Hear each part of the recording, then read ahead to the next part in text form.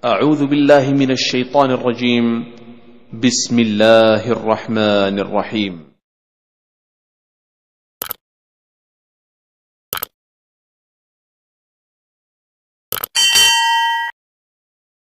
Bismillahirrahmanirrahim. Assalamualaikum warahmatullahi wabarakatuh. Waalaikumsalam warahmatullahi wabarakatuh. Alhamdulillah.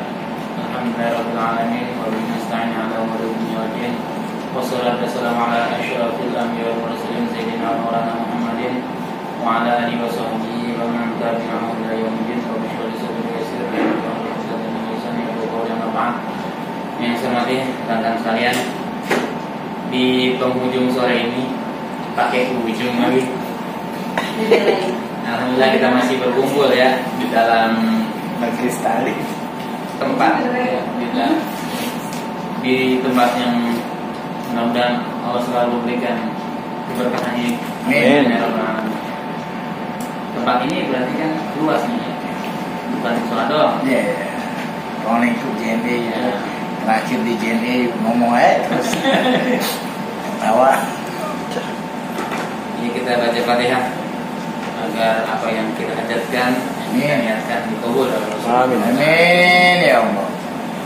Untuk kebahagiaan kita dan keluarga dunia dan akhirat. Ada dini Al-Fatihah. Bismillahirrahmanirrahim. Alhamdulillahirabbil alamin arrahmanir rahim. Iyyaka na'budu wa iyyaka nasta'in. Di tangan saya ada kitab Al-Hikam ya, yang dikarang oleh Al-Fadil Ahmad bin Muhammad. Jadi nama orang Arab sedikit aja, Ahmad, udah cukup. Tapi bin-binnya yang banyak. Iya, bin-binnya disebut nama bapaknya, kakeknya gitu. Ahmad bin Muhammad bin Abdul Karim bin Athaillah As-Sakandari. Nah, ini salah satu ulama yang diagungi oleh Maklina. Maklina nih teman-teman, buku nyampe dibeli yang hijau. Itu yang hijau tuh salah satunya. Ini buku hijau. Nah, Al-Hikam ini dan kemudian Syarah Al-Hikam ini banyak dipelajari oleh orang-orang yang memang hatinya pengen selalu lembut, rendah di hadapan manusia, tapi tinggi setinggi-tingginya di hadapan Allah Subhanahu wa taala. Dia enggak lagi memikirkan martabat dia di depan manusia. Mau hina, mau dina. Yang penting dia martabatnya di hadapan Allah itu terhormat. Ya, di hadapan makhluk langit itu terhormat. Di hadapan manusia enggak mikirin dia mau dihormati mau enggak. Yang penting dakwah sunnah ya. Dia ngajak kebaikan, meninggalin kejelekan, kemudian dia selalu menjalankan perintah Allah. Dia takut menjalankan yang namanya larangan Allah, selalu menjauhi larangan Allah. Nah, ini salah satu kitabnya untuk memonitor diri kita ya. Jangan sampai ibadah kita karena untuk disanjung orang ya. Ibadah kita biar hajat dunia kita terkabul, enggak ya. Malah orang-orang yang sudah mengaji ini enggak mikirin tuh kebutuhan dunia itu tercapai atau enggak, yang penting ibadah dulu. Tanpa menjauhi ataupun melalaikan kewajiban dia terhadap sesama ya, kepada keluarga, istri kepada suami, suami kepada istri dan anak-anak. Itu kewajiban terus dilakukan kepada makhluk dan kepada Khalik juga, kepada Allah Subhanahu wa taala. Kalau tanpa kitab ini, guru-guru bisa lebih merasa tinggi ketimbang muridnya. Tapi kalau udah ngaji kitab ini, guru merasa nggak yakin nih kalau dia lebih tinggi di hadapan Allah ketimbang muridnya. Nah, kalau kita punya guru udah ngaji kitab ini, udah paling enak dah. Tuh guru ngerasa ente dah yang paling mulia gitu. Iya, guru merasa muridnya paling mulia malah gitu. Jadi dia merasa hina, tapi tetap melakukan segala perintah Allah Subhanahu wa taala. Bismillahirrahmanirrahim. Ini kitab berisi tentang hikmah-hikmah ya, hikmah-hikmah daripada apapun ya, baik ibadah kita, lingkungan kita, dan lain-lainnya. Nah, saya mencoba membaca yang memang menurut saya cocok nih buat kita pada sore hari ini, yaitu hikmah kedua. Bismillahirrahmanirrahim. Qala mu'allif rahimakumullah, iradatuka at-tajrida ma'iqamatillahi iyyaka fil asbabi minasyahwatil khafiyati wa iradatuka asbab ma'iqamatillahi iyyaka fit tajridi inhitatun anil himmatil aliyati. Nah, kata musannif, kata Ahmad bin Muhammad bin Abdul Karim As-Sakandari Athaillah As-Sakandari, beliau bilang, adapun kehendakmu ya akan tajrid. Tajrid ini adalah meninggalkan segala sebab ya, tajrid. Jadi misalkan kita mencari kebutuhan tanpa bekerja. Jadi nanti ada yang namanya tajrid, ada yang namanya kasar. Ya. Ada yang namanya tajrid, ada yang nama kasar. Ya. Umumnya manusia itu harus di level kasar. Ya. Artinya ketika dia membutuhkan, dia harus bekerja. Ya. Dia butuh penghidupan, dia harus kerja. Itu namanya kasab. Tapi ada juga banyak orang yang levelnya udah tajrid. Tajrid itu nggak perlu dia bekerja, tapi harta datang sendiri, rezeki datang sendiri. Banyak yang begitu ya. Mungkin kita udah pernah nemuin ya beberapa orang yang seperti itu. Nggak bekerja dia, tapi dia datang sendiri. Artinya ada asbab yang memang nggak perlu berjerih payah gitu. Seperti itu. Tapi kalau kita masih di level asbab, kemudian kita meninggalkan kehidupan dunia, contohnya ya, contoh banyak orang yang melakukan ibadah aja, zikir aja, sholat aja, tapi kebutuhan kehidupan rumah tangganya, kebutuhan istrinya, kebutuhan anaknya, itu ditinggalkan begitu aja. Padahal levelnya belum level tajrid, tapi levelnya masih level kasab. Nah, itu salah. Gitu. Maka dari itu kita mulai beranjak semua dari level kasab. Ya. Butuh asbab, kita butuh sebab untuk penghidupan. Ya. Butuh bekerja untuk menghidupi kebutuhan rumah tangga.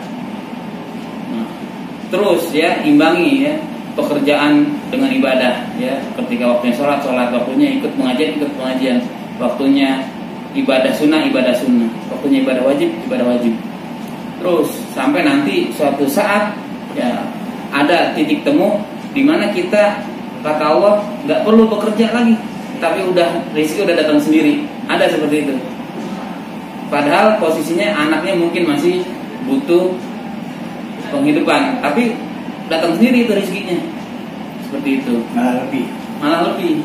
Nah, tapi biasanya ada jalannya. Mungkin dia sholat sunnahnya rajin, puasa sunnahnya rajin, baca sholawatnya rajin, begitu. Nah, nanti titik temunya ada untuk sampai dengan level tajrid gitu. Nah, jangan sampai kita anggap diri kita ini harus bekerja terus. Kalau nggak kerja nggak makan. Kalau nggak kerja makan dari mana gitu. Terus sampai usia lanjut masih aja kita berpikir harus kerja. Nah, tanpa diimbangi dengan ibadah yang benar gitu ya. melaksanakan kewajiban kita yang benar. Waktu pensiun aja. Iya benar. Gitu.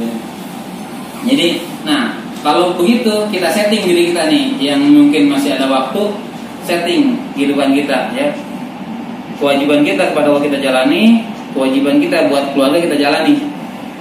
Terus sampai dengan nanti titik temunya kita sampai pada level tajrid ya. Enak banget kalau udah sampai level nggak perlu bekerja, duit datang sendiri, itu enaknya gitu. Ya. Ada level seperti itu. Salah satunya jangan sampai kita punya mindset kerja terus ya. Kalau nggak kerja nggak makan. Jangan begitu. Kenapa? Karena setiap pekerjaan itu nggak memberi bekas ya. Allah sendiri yang punya kuasa ya. Kita hanya punya bisa. Kita hanya bekerja ya. Yang beri rezeki Allah. Bahkan tenaga, pikiran yang kita punya itu juga dari Allah gitu ya. Jangan sampai kita anggap semua usaha kita itu hasil dari kita sendiri, bukan, tapi dari takdir Allah Subhanahu wa taala. Seperti itu ya. Jadi ada level kasab, ada level tajrid. Bagaimana caranya nanti ya, panjang kali lebarnya. Salah satunya apa yang bisa katakan kemarin dari Abdullah bin Mubarak ya. Sholat sunnah 12 rakaat, baca Al-Quran 100 ayat setiap hari, kemudian puasa minimal sebulan 3 hari, kemudian juga sedekah minimal setiap hari Jumat. Seperti itu. Nah, kemudian takdir ya. Nah, takdir kita sekarang adalah kasab nih masih ya. Mudah-mudahan nanti sampai kepada level tajrid ya. Amin. Kalau level tajrid itu enak banget. Cuman memang pasti ujiannya berat ya, istiqomah yang penting ya. Pasti ujiannya berat. Kita udah baca sholawat, puasa Senin Kamis masih ada ujiannya. Tapi kalau selama ujiannya kita lewati dengan sembari istiqomah, maka Allah berikan yang namanya tajrid gitu. Kemudian mengenai takdir ya. Semua sudah ditakdirkan oleh Allah ya. Yang baik Allah takdirkan, yang buruk pun Allah takdirkan.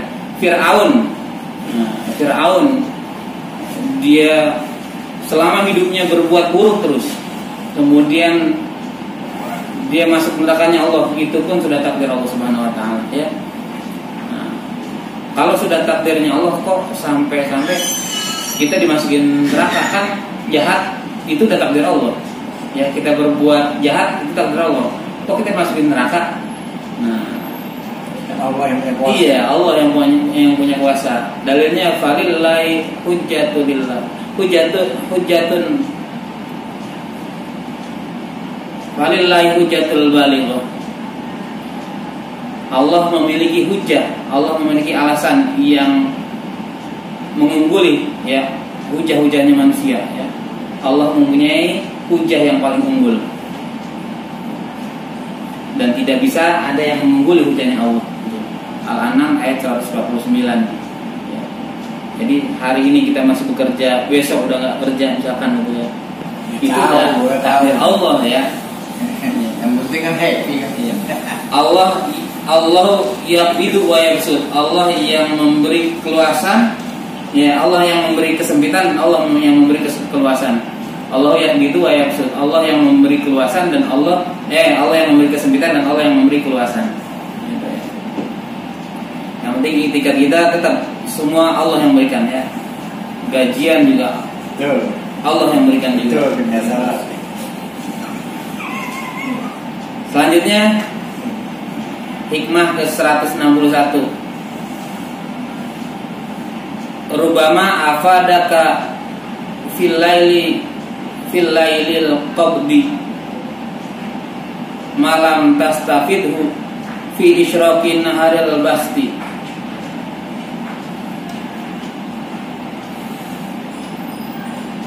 La tadruna ayyuhum aqrabu lakum naf'a.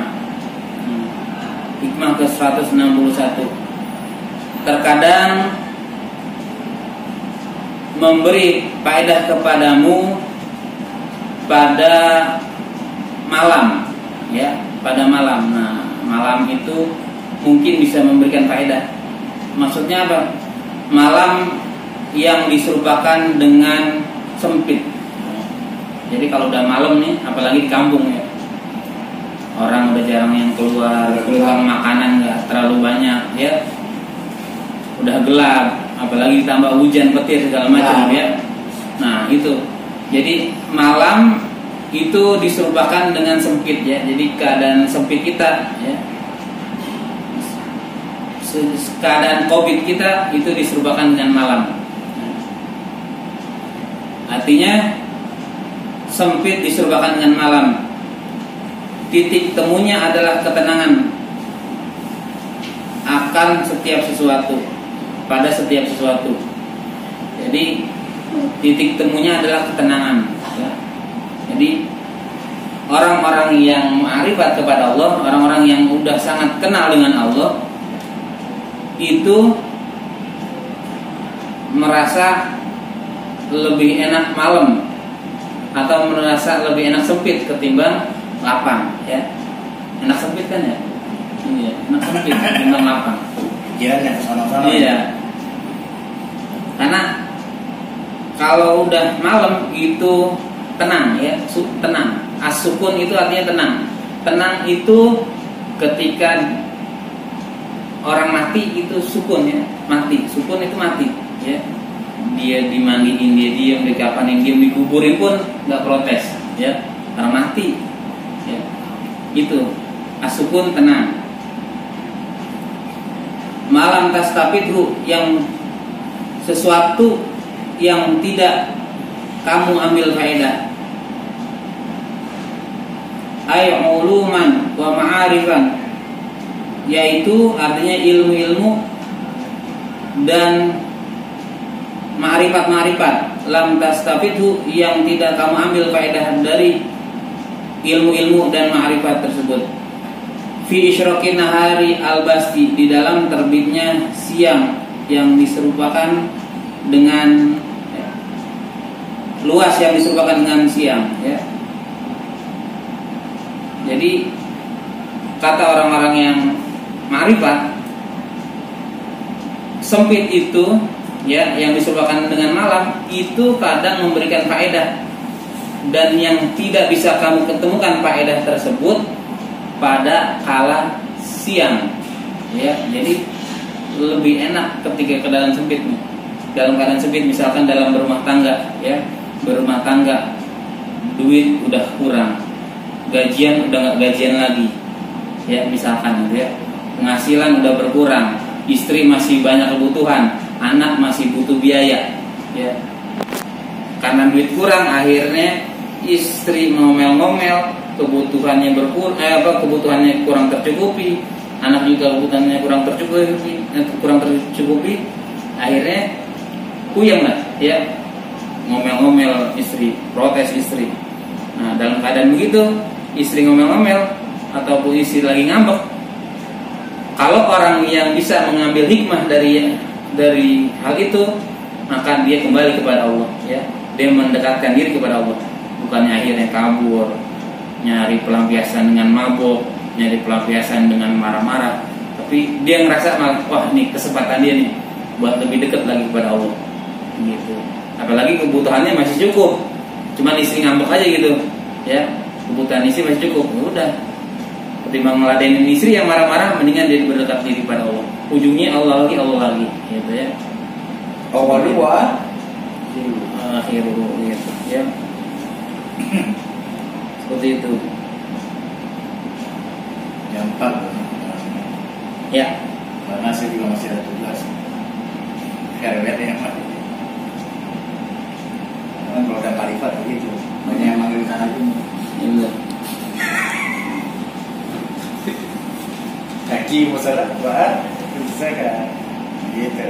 Naik kok. Jadi orang-orang yang marifat itu tidak berjinak-jinak dengan hartanya ya. Orang yang udah marifat itu enggak mengurangi, bahkan menomor sekian kan ya, berjinak-jinak dengan istri, bersenang-senang dengan hartanya, bersenang-senang dengan usahanya. Itu mereka menomor sekian kan ya. Mereka lebih mengutamakan berdekat diri kepada Allah Subhanahu wa taala. karena dia tahu ya semua yang memberikan Allah, yang menakdirkan Allah, ya harta yang memberikan Allah, ya gitu. Jadi ketika kita dalam keadaan lapang, kita dekat dengan Allah. Ketika keadaan sempit, lebih dekat lagi kepada Allah Subhanahu Wa Taala. Jadi jangan sampai kita pikir ini dapat gajian, poya-poya, makan kemana-mana, yang seperti itu. Tapi kita lebih mendekatkan diri pada Allah Subhanahu Wa Taala. Seperti itu. Ya, jadi sempit itu diserupakan dengan malam, kemudian luas itu diserupakan dengan siang. Seperti itu, ya. Mudah-mudahan kita bisa mengambil hikmah dari apa yang disampaikan oleh Ahmad bin Muhammad bin Abdul Karim bin Athaillah As-Sakandari, atau biasa disebut dengan Ibnu Athaillah As-Sakandari. Mudah-mudahan ada manfaatnya. Amin. Dan juga dapat kita jalankan dengan sebaik-baiknya. Sekian dan terima kasih. Billahi taufiq wal hidayah. Wassalamualaikum warahmatullahi wabarakatuh. Waalaikumsalam warahmatullahi wabarakatuh.